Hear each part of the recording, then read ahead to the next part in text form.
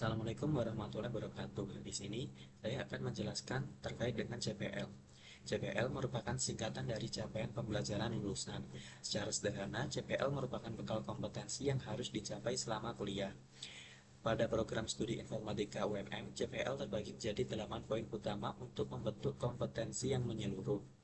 Yang pertama, menginternalisasi nilai Pancasila dan Islam dalam kehidupan pribadi dan sosial. Yang kedua, menunjukkan sikap profesional dalam bidang informatika dengan semangat kewirausahaan. Yang ketiga, mampu mengaplikasikan ilmu dan teknologi informatika untuk meningkatkan mutu kehidupan masyarakat. Yang keempat, mampu mengevaluasi, mendokumentasikan, dan mempublikasikan karya intelektual di bidang informatika.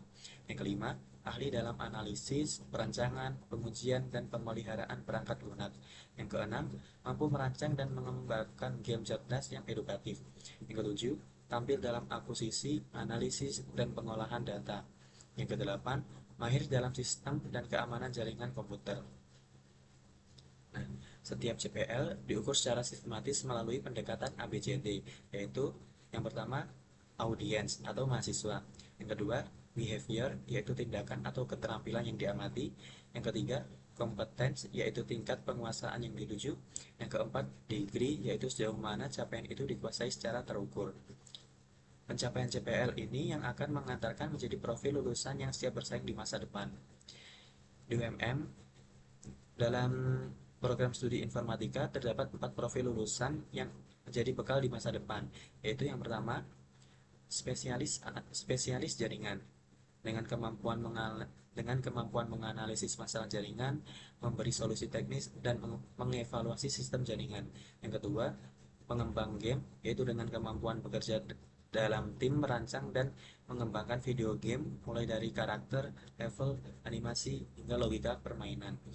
Yang ketiga, ilmuwan data, yaitu dengan kemampuan menganalisis dan mengolah data menjadi informasi dan pengetahuan untuk pengambilan keputusan.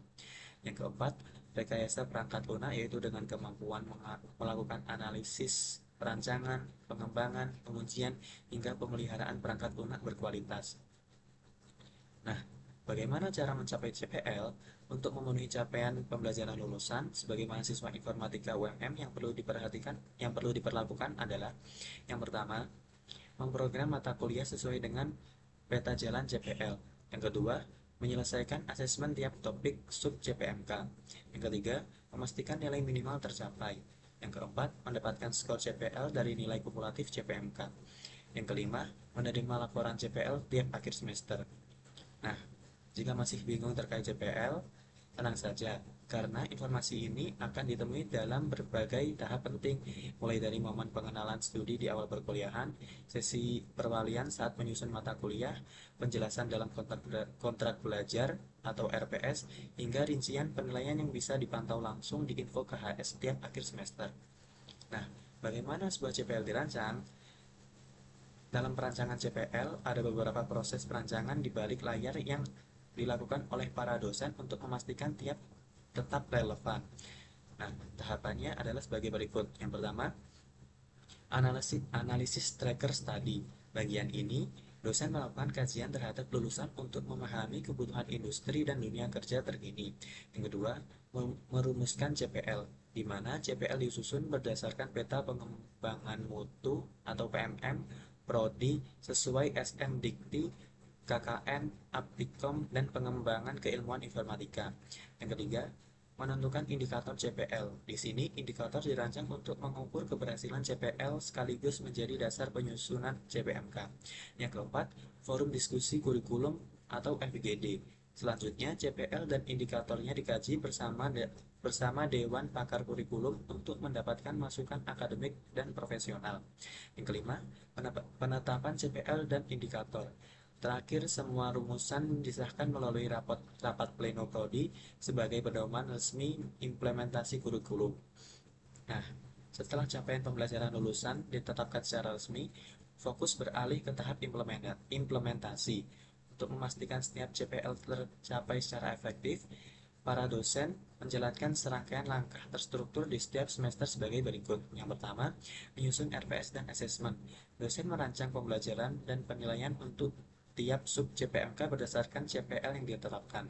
Yang kedua, mendorong potensi mahasiswa. Proses pembelajaran difokuskan untuk memfasilitasi mahasiswa agar berkembang sesuai tujuan CPL. Yang ketiga, mengukur kemampuan mahasiswa. Penilaian dilakukan terhadap pencapaian sub CPMK di setiap topik perkuliahan. Yang keempat, memberikan remedial. Dosen memberikan peluang perbaikan bagi mahasiswa yang belum mencapai nilai minimal sub CPMK. Yang kelima, mengakumulasi nilai ke CPMK dan CPL. Nilai sub CPMK dikumpulkan menjadi skor CPMK lalu dihitung sebagai bagian dari capaian CPL. Yang keenam, sinkronisasi dengan peta jalan prodi. Semua nilai dan hasil pembelajaran dikaitkan dengan roadmap CPL untuk memastikan ketercapaian yang terstruktur. Nah, untuk membuat semua langkah tersebut berjalan secara lancar, ada beberapa yang dilakukan oleh dosen untuk membantu mewujudkan CPL. Yang pertama, merancang pembelajaran dan asesmen berbasis CPL CPMK. Yang kedua, menyusun kontrak belajar dan menjelaskan CPL di RPS. Yang ketiga, memberikan ruang eksplorasi potensi mahasiswa. Yang keempat, menilai dan memberi remedial secara objektif. Yang kelima, mengakumulasi sub CPMK menjadi CPMK lalu menjadi CPL. Nah, kenapa CPL ini penting? Karena CPL yang akan menjadi penanda kualitas sebagai lulusan informatika di UMM. Semakin memahami dan mencapainya, semakin siap menghadapi dunia kerja. Sekian dari saya. Terima kasih. Wassalamualaikum warahmatullahi wabarakatuh.